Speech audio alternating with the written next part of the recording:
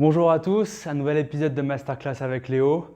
Aujourd'hui, on va retomber sur un sujet qu'on a abordé la semaine dernière, le contrôle de la zone défensive et de la ligne bleue.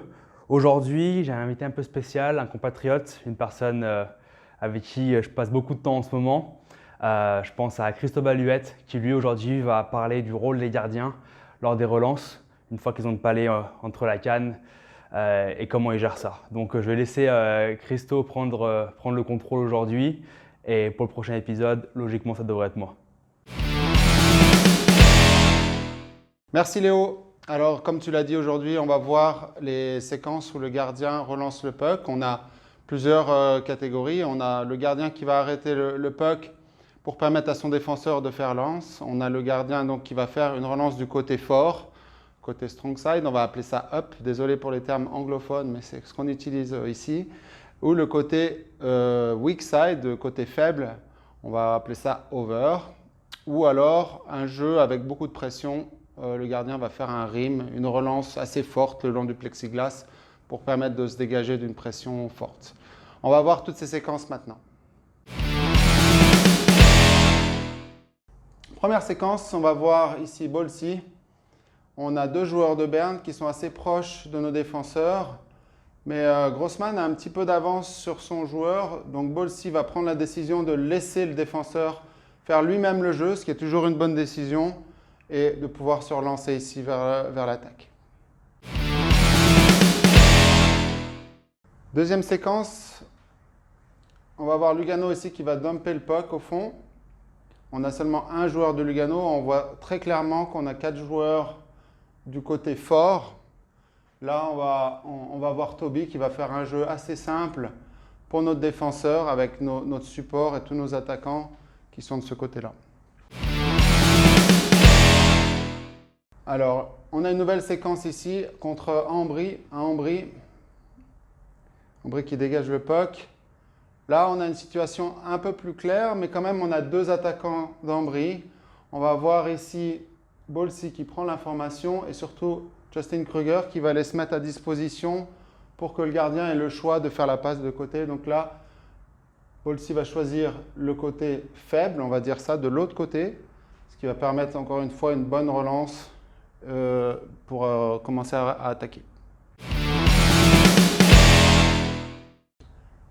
Une nouvelle situation où Ambry lance le puck au fond. On voit que Bolsi arrête le puck, donc c'est l'objectif numéro 1. Grosse pression d'Ambry cette fois, c'est ce que je vous parlais tout à l'heure. Quand les équipes arrivent très fort sur les défenseurs, Bolsi va prendre une décision assez safe et sécure de mettre le puck dans la bande, de faire un rim et une bonne lecture de nos attaquants pour fermer la bande et pouvoir se relancer. Donc très important aussi que les ailiers soient là quand il y a un rim. Alors dans un monde, tout n'est pas idéal. On voit ici une situation où le joueur de Lugano arrive avec beaucoup de vitesse et met un shoot dans le fond de la glace assez fort.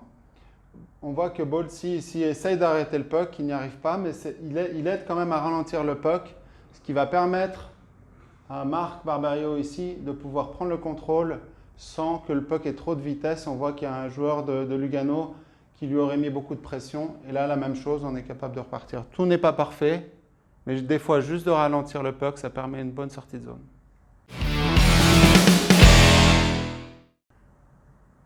Là, on est dans une situation où on vient de passer un peu de temps dans la zone de Lugano. Les joueurs de Lugano cherchent juste à changer.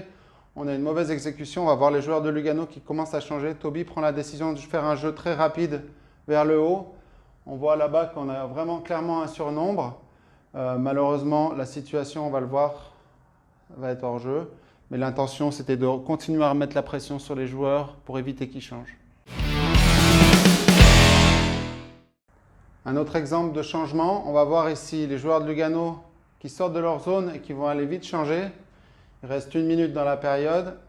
Même chose, Toby fait signe qu'il va relancer lui-même.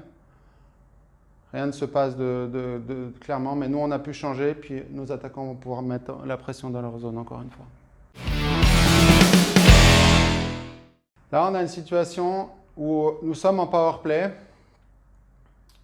On va voir que les joueurs de Lugano vont changer, mais quand même nous aussi, Et on va voir que là, il va avoir une pression. Donc, qu'est-ce qu'a fait Toby ici? Il s'est mis face au jeu pour pouvoir avoir l'option de relancer de ce côté-là ou de ce côté-là. On voit que Marc est ici. Et puis, ce qui lui permet surtout de lire ce que va faire le joueur de Lugano.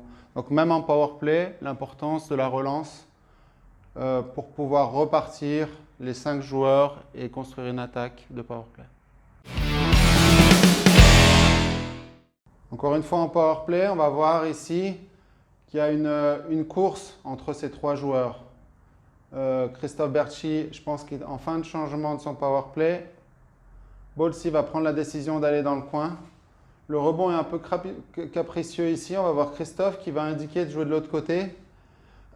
Mais comme le rebond n'est pas terrible, le puck n'est pas vraiment à plat, Bolsi décide de jouer, hop, même côté. Et puis on va pouvoir là encore une fois repartir les 5 ensemble pour construire notre attaque en power play.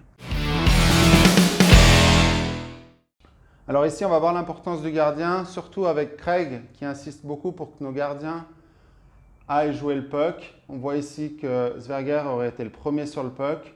Qu'est-ce que nos défenseurs vont faire? Ils vont se mettre disponibles pour pouvoir justement créer ces options de passe de chaque côté. Et on va voir que là, Bolsi a choisi le côté faible, weak side. Et on va voir que nos joueurs d'ailier sont bien placés dans la bande. On a beaucoup de support partout et ça va nous permettre de relancer facilement. L'importance du gardien de but, de pouvoir créer un surnombre et d'être le premier sur le puck. Merci Christo, c'est toujours un plaisir d'avoir cette analyse. Tout le monde en profite, que ce soit le groupe, les joueurs, le staff. Avoir une personne comme lui dans une équipe, c'est vraiment très positif, une expérience. Donc comme vous avez pu le voir avec cette analyse, ça a l'air simple, non? Maintenant, placez à la glace et moi je vous dis à très vite.